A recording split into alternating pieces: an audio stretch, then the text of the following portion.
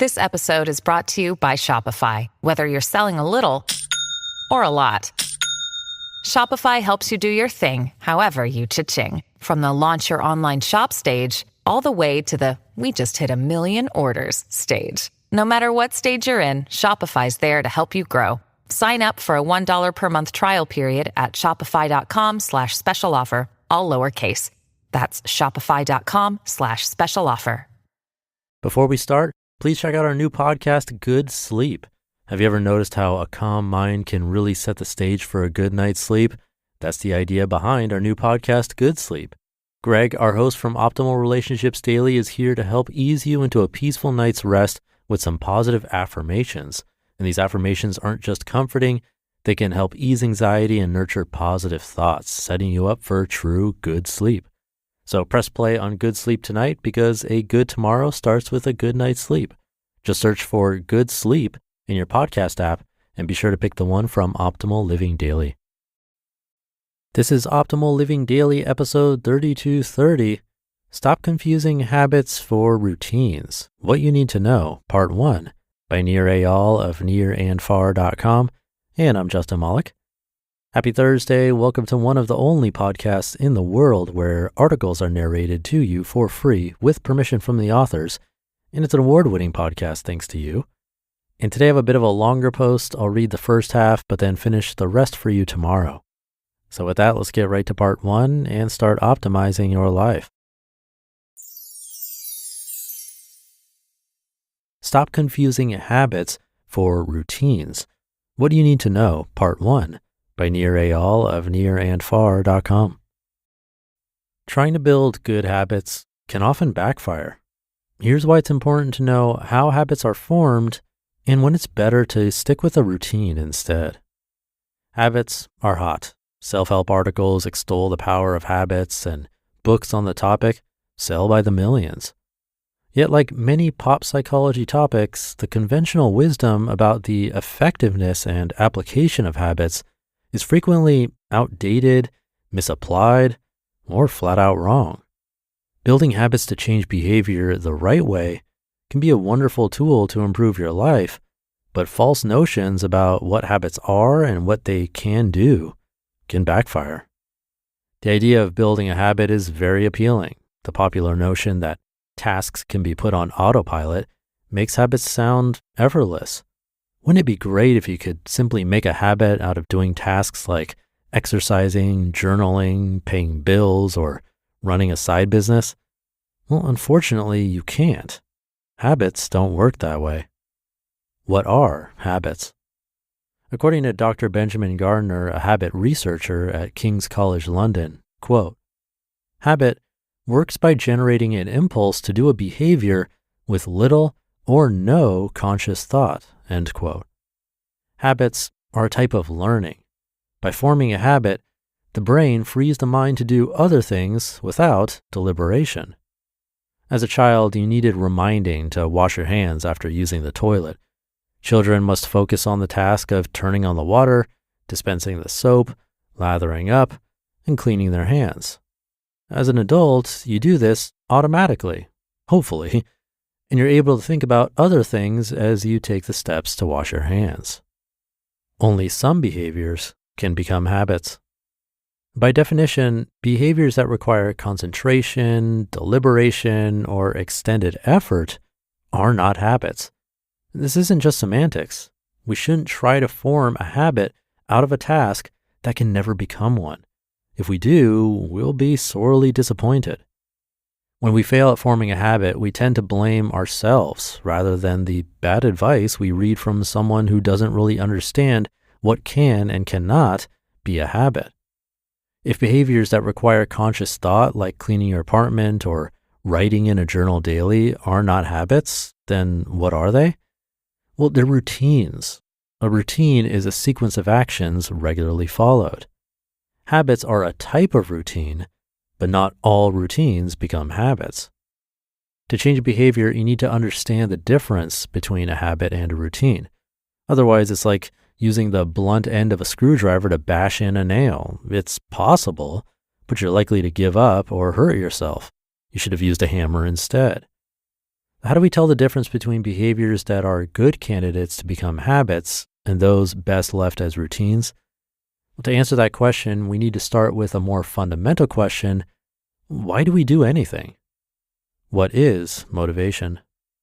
For years, we thought that Sigmund Freud's pleasure principle is the basis of human motivation. He promoted the idea that behavior is driven by the desire to seek pleasure and avoid pain.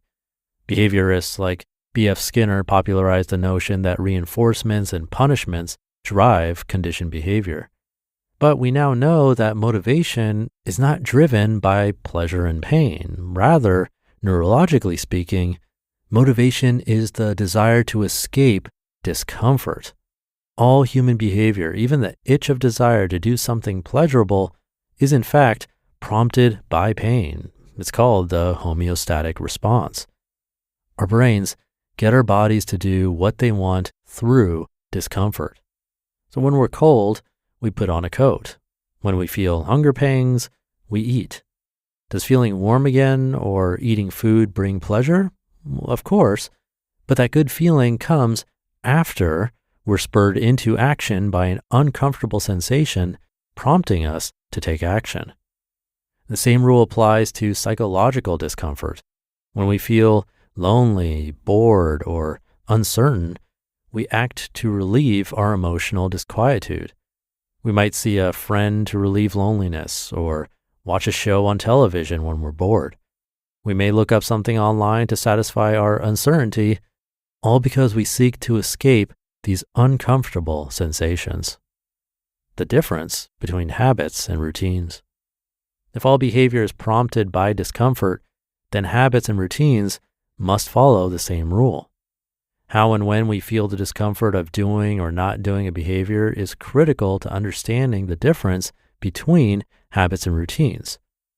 Now recall that part of the reason people find the idea of building a habit so appealing is the notion that they can put unfun tasks on autopilot. Tasks like paying bills or doing the laundry annoy us. They hang over our heads until the pain of not doing them gets to be too much. However, if some magic laundry folding fairy appeared and told you not to worry about the task, you'd happily go about your day. Turns out your brain comes built in with such a magic pixie. It's called procrastination. When we procrastinate, we tell ourselves we'll avoid the task for later. Doing so is a telltale sign the task is a routine and not a good candidate to become a habit. Unlike a routine which feels uncomfortable to do, in the case of a habit, not doing a behavior feels bad. Imagine intending to wash your hands and the water suddenly shuts off.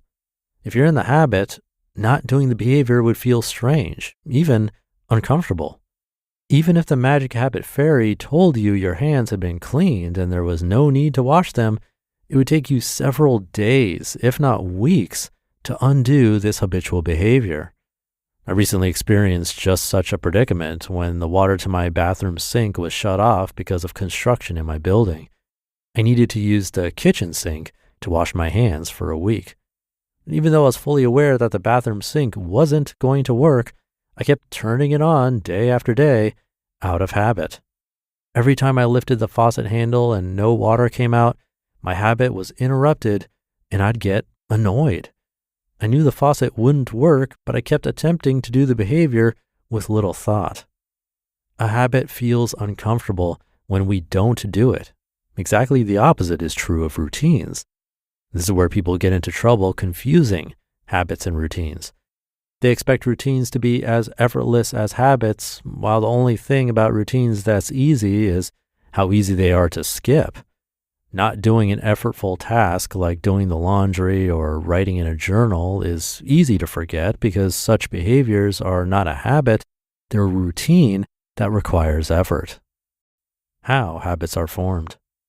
Hear that on tomorrow's episode. You just listened to part 1 of the post titled, Stop Confusing Habits for Routines, What You Need to Know by Nir Eyal of nirandfar.com, and I'll be right back with my commentary. It goes without saying that a lot of people don't know where to start when it comes to investing. Many think you need a lot of money to invest, and some put off investing because it doesn't seem urgent. Acorns makes it easy to start automatically saving and investing for your future. You don't need a lot of money or expertise to invest with Acorns. In fact, you can get started with just your spare change. Acorns recommends an expert-built portfolio that fits you and your money goals, then automatically invests your money for you. And I love Acorns because I feel that this type of automation is exactly the boost needed for the many people who like the idea of investing, but haven't felt ready to begin for whatever reason. I've been there, and I know how relieving it can be to finally get over the hump, wishing I'd started sooner. So head to acorns.com/old or download the Acorns app to start saving and investing for your future today. Paid non-client endorsement. Compensation provides incentive to positively promote Acorns. Investing involves risk. Acorns Advisors LLC, an SEC registered investment advisor. View important disclosures at acorns.com/OLD. Think it in, Nir. I'll finish the rest of this post for you tomorrow. Some really interesting points on motivation, and that the bottom line is that motivation comes about from our want to escape discomfort. And he's saying that all behavior is prompted by this phenomenon, which doesn't come up much on this show, if at all. So it's fascinating to hear this side of it and to think about it in our own lives.